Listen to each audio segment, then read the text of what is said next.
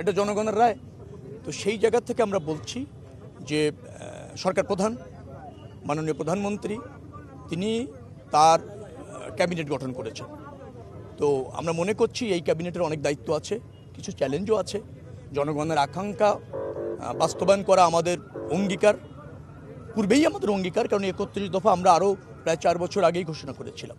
তো সেই জায়গা থেকে তার আলোকে রাষ্ট্র ব্যবস্থাপনার গুণগত পরিবর্তন হচ্ছে, রাজনীতির গুণগত পরিবর্তন হচ্ছে, জনবান্ধব রাষ্ট্র ব্যবস্থাপনা প্রতিষ্ঠা করার অঙ্গীকার আমাদের রয়েছে, জনগণের প্রত্যাশা রয়েছে।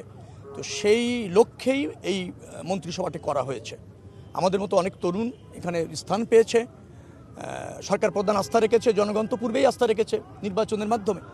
তো সেই প্রত্যাশা পূরণে আমরা সফল হব, ব্যর্থ হওয়ার কোনো সুযোগ নেই। শুধুমাত্র একটু ধৈর্য ধরতে হবে। নিশ্চয়ই দ্রুততম সময়ের মধ্যে এই দপ্তরগুলি, যেটা আমার দায়িত্ব পড়েছে দেখভাল করার, সেটা সেই জরাজীর্ণতা যদি থেকে থাকে সেটাকে রিফর্ম করে, জনবান্ধব করে, জনকল্যাণে আপনার ফাংশন করানোর জন্য প্রস্তুত করা হবে, কার্যকর করা হবে। কোনোভাবেই দুর্নীতি সহ্য করা হবে না। এটা হচ্ছে সরকার প্রধানের অঙ্গীকার, আমাদের অঙ্গীকার। দুর্নীতি আছে পর্যায়ক্রমে, যেখানে যেখানে দুর্নীতি যেভাবে আছে সেটা পর্যায়ক্রমে চিহ্নিত করে সেই পথরুদ্ধ করা হবে। দুর্নীতিমুক্ত বাংলাদেশ করতে হবে। সেটি না হলে আমাদের অনেক উন্নয়ন টেকসই হচ্ছে না, অনেক অপচয় হচ্ছে, অর্থনীতির উপর চাপ পড়ছে এবং বড় বড় প্রকল্পের সুফল মানুষ পাচ্ছে না। সেটা বাংলাদেশের চলতে দেওয়া থাকুক, সেটা এই সরকার চাইবে না। নিশ্চয়ই পর্যায়ক্রমে হবে। বড় প্রকল্প, সব প্রকল্প কিভাবে চলবে সেটা ক্যাবিনেটে নিশ্চয়ই সিদ্ধান্ত হবে। তবে আমরা ইতিমধ্যে জেনেছি কিছু প্রকল্প আছে যা আপনার ব্যয় অত্যন্ত বেশি, কিন্তু সেইভাবে জনগণ তার থেকে সুফল পাওয়ার সম্ভাবনা একেবারে কম, অপচয়। সেইগুলি থাকবে কি থাকবে না সেগুলি পর্যালোচনা করে সিদ্ধান্ত হবে। কিন্তু আমরা চাচ্ছি আর্থসামাজিক উন্নয়ন, আমরা চাচ্ছি স্কিল ম্যান পাওয়ার তৈরির থেকে গুরুত্ব দেওয়া, বিশেষ করে শিক্ষা খাত, স্বাস্থ্য খাত, এগুলিকে ঢেলে সাজানো এবং অন্যান্য দপ্তর যেগুলি আছে সেগুলিকে অত্যন্ত ট্রান্সপারেন্ট করা। অর্থাৎ জনগণ জানতে পারবে তার জন্য ওই মন্ত্রণালয় কী করছে।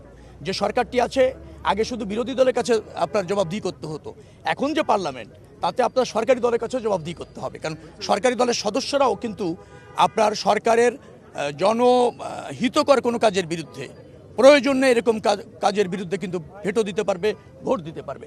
যার ফলে আইন বিভাগ, আমি বলছি পার্লামেন্ট, শুধুমাত্র আগে সরকার নিয়ন্ত্রণ করতে পারত ব্রুট মেজরিটি হলে, এবার কিন্তু তা থাকছে না। এবার কিন্তু সরকারি দলের মেম্বার অফ পার্লামেন্টরাও সরকারের বিরুদ্ধে অবস্থান নিতে জানবে, পারবে। যার ফলে জবাবদিহিতা বাড়ছে। জবাবদিহিতা বাড়লেই নিশ্চয়ই মন্ত্রণালয়গুলি দুর্নীতি মুক্ত হতে বাধ্য হবে এবং জনগণ সুশাসন পাবে। নতজানু পরনীতি বিএনপি কখনোই অতীত করেনি, এখনও করবে না। পররাষ্ট্র নীতি হবে রাষ্ট্রের স্বার্থে, জনগণের স্বার্থে।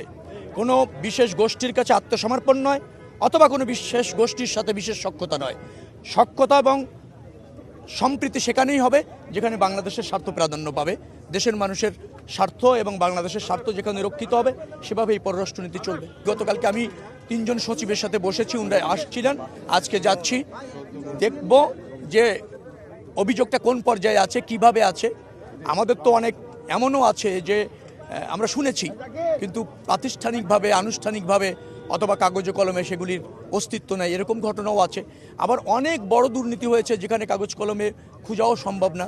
আসলে এগুলি ওখানে মানে কয়েকদিন কাজ করলে বিষয়টার একটু গভীরে গেলে টের পাওয়া যাবে। যে সমস্ত অভিযোগ আছে তদন্ত করে দেখা হবে এবং তার সত্যতা পাওয়া গেলে নিশ্চয়ই তা বন্ধ করা হবে এবং যারা জড়িত তাদের বিরুদ্ধে ব্যবস্থা নেওয়া হবে।